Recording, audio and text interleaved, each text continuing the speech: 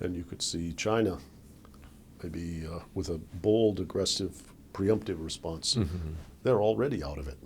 They didn't even have to go 5 years. Right. And, so it's very interesting to look at They have gone a little bit overboard in one other area, and that is that when China put in the massive fiscal stimulus in November 2008, the government also told its banks to lend as much money as you can to get the economy going. Mm-hmm. But under usual balance sheet recession world, where private sector is deleveraging, trying to repair their balance sheets, there should be no borrowers, even if the bankers are willing to lend. But in China, there were borrowers, and those were the regional governments, provincial governments. And people who don't think their balance sheet gets measured. That's right. And prior to November 2008, regional governments always wanted to borrow more for their mega projects because these regional governments are always competing with each other. But central government was trying to say, no, you can't borrow so much.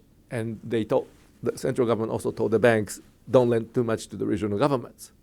But November 2008, 2 months after the Lehman collapse, the whole world was in shambles. So the central government says, okay, you can lend to the regional governments as well. And they told the regional governments, you can borrow some money also. Yeah. Massive funds went out of the Chinese banking system to the regional governments.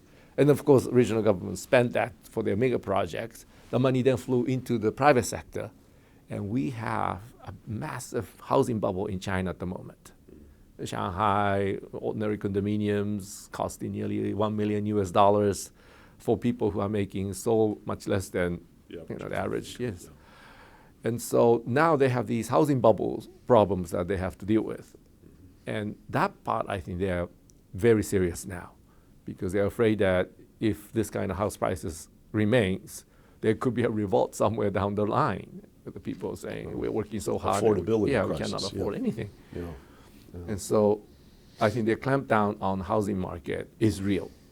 And we could see some blood in that industry or in that sector going forward. But they can always offset the huge negatives from this side by massive public spending on the other side, so that the total GDP should be maintained, or some sort of growth will be maintained. But we could see some areas of Shanghai real estate, for example, turning into non-performing loans or something worse than that. Are you seeing rapid wage growth in China at present? There have been some. So they can become more affordable through increasing wages. Right, but I don't think they can catch up with what happened to the housing prices. Yeah. Yes. Yeah. Okay. I thank you for coming and seeing us today. Quite welcome. And it's always good to catch up with you, and we look forward to seeing you at the Bretton Woods Conference. Okay. Thank you very much. Thank you.